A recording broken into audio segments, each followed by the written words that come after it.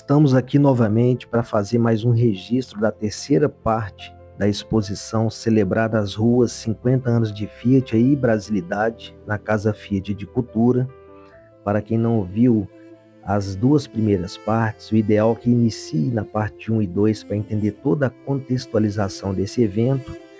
E nessa parte aqui em específico, a gente vai começar a falar aí de um espaço que está aí bem direcionado ao afeto. E esse espaço de afetos mostra aí o Uno Mille 1993. É um carro bem interessante, que tem uma história também bem bacana, onde o Ayrton Senna, ao vencer ali em 93 o Grande Prêmio do Brasil, sobre a chuva forte ali em Interlagos, ele comemorou ele sentado na janela do safety car, através ali do Fiat Tempra 16 válvulas. Foi justamente naquele ano que havia sido lançado, e ele foi dando uma volta consagradora ali diante da multidão. E assim o GP da Ayrton Senna foi aquele importante por conhecer também a Adriane Galisteu, com quem ele relacionou, e havia dado para ela de presente justamente um Fiat Uno, um Uno Mille Electronic 93 0 km. E esse Fiat Uno era um Uno Mille Electronic 93 0 km prata, com placas ali personalizadas com as letras DRI, e também um buquê de rosas no painel em convite para jantar. E foi o primeiro carro dessa apresentadora que foi preservado por ela ali há 30 anos e que está aqui nessa exposição, justamente esse Uno que está aqui nessa sala. Então é muita história ao percorrer esse espaço expositivo, que traz aí o Ayrton Senna nas imagens, ele que foi muito importante para o esporte nacional e que simbolizava muito o nacionalismo brasileiro, e toda essa história que o carro vai se revelando ali como espaço íntimo, biográfico e também emocional. E dentro aqui desse espaço de afetos, nós vamos ver também relatos de pessoas que vão informar aqui um pouco o seu convívio, o seu afeto e também a sua paixão ao dirigir diariamente ali o seu veículo da marca Fiat. E aqui nós temos também esse outro veículo, onde o público é convidado a entrar dentro dele, fazer seu registro fotográfico e também compartilhar, caso queira, ali com o Instagram da Casa Fiat de Cultura. É um carro aí todo estilizado nessa cor rosa, que parece um carro de pelúcia. Nós temos também outras fotografias que vêm trazendo ali pessoas importantes do cenário nacional no passado e que estiveram aí representando as marcas do carro recém-lançado para revistas, né, de grande circulação. E já vamos deixar essa segunda parte aqui desse eixo expositivo e vamos caminhar para um outro eixo, que é chamado aí da experiência do caminho, deslocamentos e também escolhas, onde esse espaço ele vem informando que percorrer um caminho é atravessar ali paisagens do mundo e também de nós mesmos, e que a partir de 1968, em meio ali a diversos movimentos por liberdade, democracia e também novos comportamentos, a autonomia e a emancipação foi ganhando força simbólica. E nessa contextualização, o automóvel ele passa ali a representar para a juventude uma grande dependência e também circulação. E estar ali no volante, ele vai tornando então um gesto de afirmação, uma forma de escolher a própria rota e assim ocupar o espaço público e imaginar futuros menos determinados por normas sociais. E nesse eixo nós vamos ver diversas obras de artes, onde nas bandeirinhas ali de Alfredo Volpi, a cidade vai se organizando em torno de um tempo compartilhado, como se o percurso ali fosse memória. Nós vamos ver aqui a obra de Marco Siqueira, onde ele mistura cidade, trilha, e também paisagem cósmica, levando então um trajeto para além da geografia. E a estrada também ela vai surgindo como uma experiência subjetiva e política.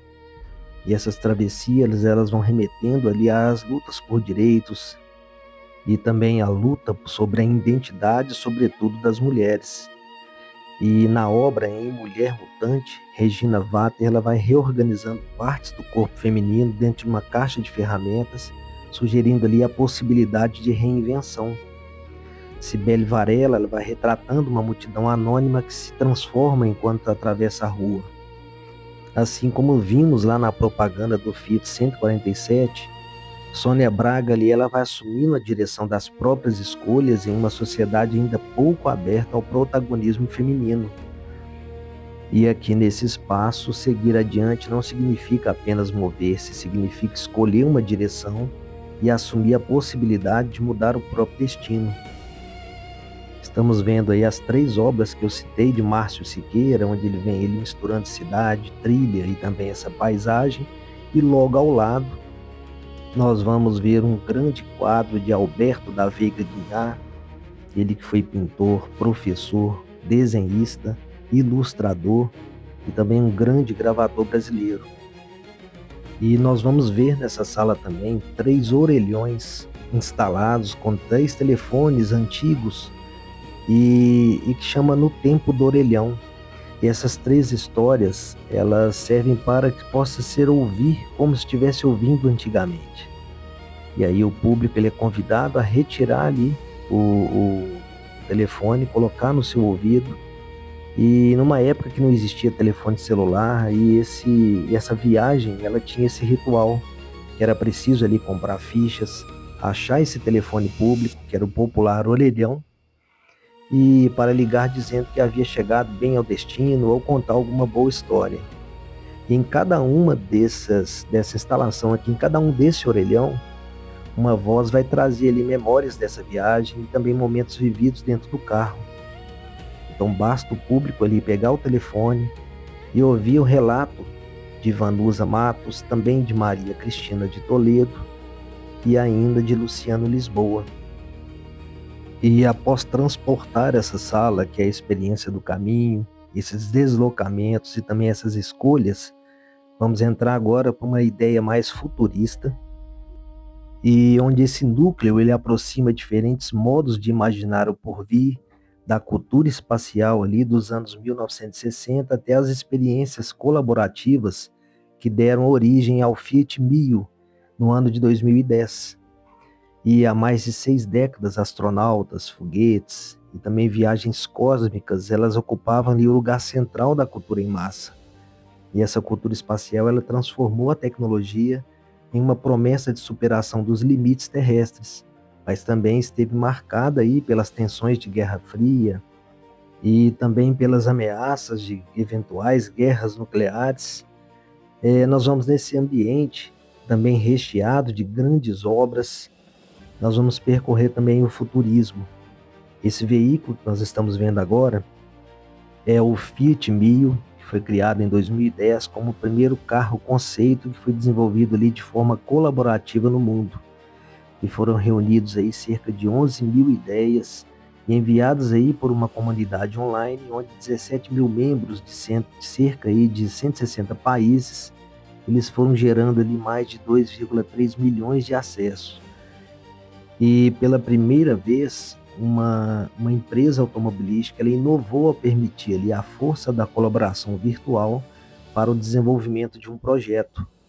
E essa iniciativa brasileira desafiou a equipe em transformar contribuições diversas para um conceito único e que gerou esse grande protótipo por meio ali de uma abordagem mais aberta, mais experimental. E todas as etapas do desenvolvimento desse carro, desde a criação da comunidade digital até a cobertura midiática do lançamento no Salão Internacional do Automóvel, foram compartilhados ali na internet e publicados no YouTube, somando então mais de 1,1 bilhão de visualizações no mundo todo. E esse lançamento também antecipou discussões sobre a mobilidade sustentável, tecnologia e a relação entre o usuário e o veículo. E por essa razão o Fiat Mio ele se tornou então um marco de inovação aberta, mostrando que o desenvolvimento de produtos pode ir além ali das equipes técnicas tradicionais. E esse projeto então fez parte da tradição histórica da empresa em explorar novas ideias em carros conceito, como temos aí nesse protótipo. E nesse viés de você imaginar, de você construir, há um espaço aqui chamado também de Tudo Começa no Invisível, onde antes de existir uma cidade, existe uma imaginação. Antes de existir também um caminho, há esse desejo ao encontro. E antes de existir também o futuro, há uma escuta que torna possível a realização desse projeto. E a Casa Fiat de Cultura, ao celebrar aí os 50 anos da Fiat no Brasil, ela foi convidada a olhar o que ainda não chegou, com os olhos aí daqueles que melhor habitam o território dessas possibilidades, e que são as crianças. E em oficinas realizadas ali na Fundação Torino, estudantes ali de 11, 12 anos, eles foram percorrendo as ruas do amanhã, e entre desenhos, histórias, muitas dúvidas e também cidades inventadas, eles foram contribuindo e construindo juntos novos rumos em que a natureza, tecnologia, mobilidade e também esse afeto eles pudessem estar conectados. E nessa instalação, os visitantes eles encontrarão então em fragmentos desse processo, essas ideias em movimento, perguntas ali que se transformaram em formas semelhantes lançadas aí no tempo. E ao confiar às novas gerações o desafio de projetar os próximos 50 anos, a Fiat ela foi reafirmando a convicção que atravessa a sua trajetória, que é o futuro sendo construído aí de forma coletiva, onde começa muito antes ali dele acontecer. E assim começa sempre nesse invisível, que é no invisível ali da imaginação. Da mesma forma, nós vemos essa proposta dessa cidade-floresta, toda ela ambientada nessa imaginação.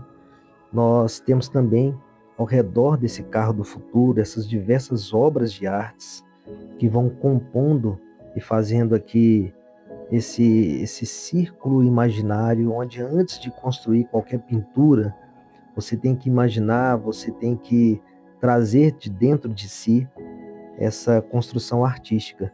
E é bem interessante, então, fazer essas conexões.